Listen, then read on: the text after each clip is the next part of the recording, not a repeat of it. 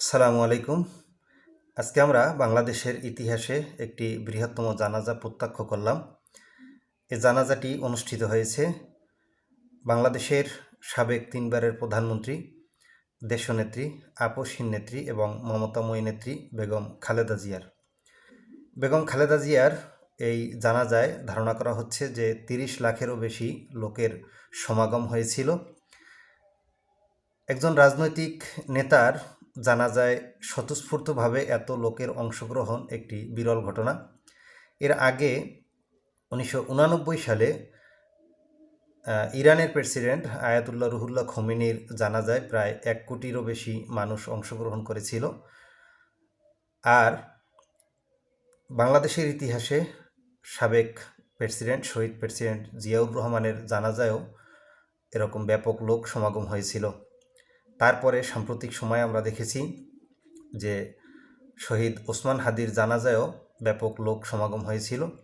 আর আজকে আমরা প্রত্যক্ষ করলাম বেগম খালেদা জিয়ার জানাজায় লাখ লাখ লোকের উপস্থিতি। এই উপস্থিতি একেবারে স্বতঃস্ফূর্ত অংশগ্রহণের কারণেই হয়েছিল। আমরা যতটুকু জানতে পেরেছি যে বাংলাদেশের আনাচে কানাচে বিভিন্ন প্রান্ত থেকে এই যে লোকগুলো অংশগ্রহণ করেছিল, আরও অনেক লোক আজকে জানাজায় অংশগ্রহণ করার ইচ্ছা পোষণ করেছিল, কিন্তু তারা বিভিন্ন কারণে যেতে পারেনি। যদি খালেদা জিয়ার প্রতি যে সমস্ত মানুষের ভালোবাসা, অকৃত্রিম শ্রদ্ধা রয়েছে, তারা যদি আসলে সবাই জানাজায় অংশগ্রহণ করত, তাহলে সেটি কোটি মানুষের সংখ্যাটাকেও ছাড়িয়ে যেত। কারণ খালেদা জিয়া মানুষের হৃদয়ে এমনভাবে স্থান করে নিয়েছেন যে তিনি আসলে একটি রাজনৈতিক দলের নেত্রী নয়, একটি রাজনৈতিক দলের চেয়ারপারসন হিসেবে নয়, বরঞ্চ তিনি মানুষের অধিকার আদায়ের সংগ্রামের একজন নেত্রী হিসেবে নিজেকে অনন্য করে তুলেছিলেন। তিনি মানুষের মনের কথাগুলো বোঝার চেষ্টা করেছেন এবং সেগুলোই মানুষের জন্য প্রতিষ্ঠিত করতে চেয়েছেন। মানুষের অধিকারকে প্রতিষ্ঠিত করার সংগ্রামে তিনি নিজেকে নিয়োজিত রেখেছিলেন। তিনি নিজে অনেক কষ্ট ভোগ করেছেন জনগণের জন্য, কিন্তু তিনি জনগণের অধিকার আদায়ের প্রশ্নে কখনো আপোস করেননি, যে কারণে তাকে আপোসহীন নেত্রী বলা হয়। বিগত কয়েক দশকের আন্দোলন সংগ্রামে তাকে কখনোই আপোস করতে দেখা যায়নি। আমরা সর্বশেষ দেখেছি যে 2008 সালে আওয়ামী লীগ সরকার যখন ক্ষমতা গ্রহণ করেছিল, তারপর থেকে তার উপরে বিভিন্ন ধরনের জুলুম নির্যাতন শুরু হয়েছিল। তাকে বাড়ি থেকে উচ্ছেদ করা হয়েছিল এবং তার সন্তানকে বিদেশে পাঠিয়ে দেওয়া হয়েছিল। তার আরেক সন্তান আওয়ামী লীগের শাসনামলেই মারা যান। কিন্তু এত কিছুর পরেও তিনি জনগণের অধিকার আদায়ের প্রশ্নে ছিলেন আপোসহীন। তিনি নিজে সরকারের সাথে আপোস করে চাইলেই তিনি বিদেশে পাড়ি জমাতে পারতেন এবং সেখানে উন্নত জীবনযাপন নিশ্চিত করতে পারতেন। সেখানে সুচিকিৎসার ব্যবস্থা তার জন্য থাকতো। কিন্তু তিনি সব কিছুকে উপেক্ষা করে এই দেশের জনগণের পাশে থাকার ব্যাপারে দৃঢ়প্রতিজ্ঞ ছিলেন, যে কারণে তিনি কারাবরণ করেছেন, তবুও তিনি দেশ ছাড়েননি। তার এই যে আপোসহীন নেতৃত্ব বা আপোসহীন মনোবল, এগুলো তাকে অনন্য করে তুলেছিল। জনগণ বুঝেছিল যে তাদের অধিকার আদায়ের জন্য একজন সংগ্রামী নেত্রী আছেন, তিনি হলেন বেগম খালেদা জিয়া। এছাড়াও তার মানবিক গুণাবলী যেগুলো তাকে অনন্য করে তুলেছিল, তার মধ্যে মানবিক গুণাবলীর সম্পূর্ণ ব্যাপারটাই আসলে পরিস্ফুটিত হয়েছিল এবং বিকাশ ঘটেছিল। মানুষ এটিকে খুব ভালোভাবেই নিয়েছে, কারণ একজন মানুষের মধ্যে রাজনৈতিক দূরদর্শিতা থাকতে পারে, রাজনৈতিক কলাকৌশল তার মধ্যে থাকতে পারে, তিনি অনেক জ্ঞানী হতে পারেন, কিন্তু তার মধ্যে যদি মানবিক গুণাবলী না থাকে তাহলে আমরা তাকে মানুষই মনে করি না। বেগম খালেদা জিয়ার এই যে মানবিক গুণাবলী, এটিও মানুষের হৃদয়ে স্থান করে নেয়ার অন্যতম একটি কারণ।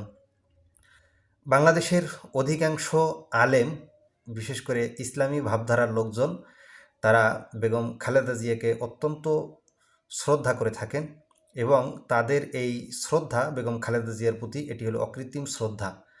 কারণ হলো তিনি বাংলাদেশের ইসলামী ধারার রাজনীতি না করলেও কিন্তু বাংলাদেশের মানুষের যে ধর্মীয় অনুভূতি, অর্থাৎ মানুষ যে ইসলামী মূল্যবোধে বিশ্বাসী, সেই ইসলামী মূল্যবোধে তিনি কখনো আঘাত করেননি, বরঞ্চ সকল ধর্মের, ইসলাম ধর্মসহ সকল ধর্মের মানুষের প্রতি তার ছিল অকৃত্রিম শ্রদ্ধা এবং তিনি সকল ধর্মকেই সমান চোখে দেখতেন, যে কারণে কোনো ধর্মের মানুষই আসলে তার দ্বারা আঘাতপ্রাপ্ত হননি।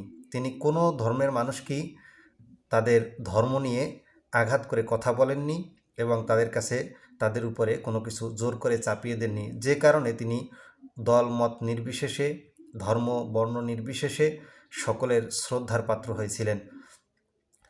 এছাড়াও তার আরও যে সমস্ত গুণাবলী রয়েছে সেটি হলো যে তিনি বাংলাদেশের রাজনৈতিক আন্দোলন সংগ্রামে, বাংলাদেশের মানুষের অধিকার আদায়ের প্রশ্নে তিনি সবসময় মানুষের যে চাওয়া সেগুলো নিয়ে কথা বলতেন, অর্থাৎ তার ব্যক্তির চাওয়ার চেয়ে মানুষের চাওয়াটাকে তিনি প্রধান করে দেখতেন। এ সমস্ত কারণে বেগম খালেদা জিয়া আজকে মৃত্যুবরণ করার পরেও তিনি ক্ষমতায় না থেকেও, একজন মানুষ ক্ষমতায় থাকাকালীন সময়ে তার যদি মৃত্যুবরণ ঘটে, যে সমস্ত সুযোগ সুবিধা পেয়ে থাকেন, মানুষের কৃত্রিম অকৃত্রিম ভালোবাসা পেয়ে থাকেন, তিনি ক্ষমতাশালী না হয়েও তিনি দীর্ঘ 17 বছর ক্ষমতার কোনো কেন্দ্রবিন্দুতে না থেকেও সেই অকৃত্রিম ভালোবাসা আজকে তিনি জনগণের থেকে পেয়ে গেছেন। এটি আমাদের ভবিষ্যৎ রাজনীতিক যারা আছেন তাদের জন্য একটি গুরুত্বপূর্ণ মেসেজ, যে যদি আপনি জনগণের হয়ে যান, জনগণের হয়ে কথা বলেন, জনগণের অধিকার আদায়ের ব্যাপারে আপনি সচেষ্ট হন, নিজের যে সুবিধা সেগুলোকে যদি আপনি বিসর্জন দিতে পারেন, নিজেকে যদি মানুষের জন্য উজাড় করে দিতে পারেন, ত্যাগ করে দিতে পারেন, তাহলে জনগণ আপনাকে অবশ্যই তাদের হৃদয়ে আপনাকে স্থান করে দিবেন।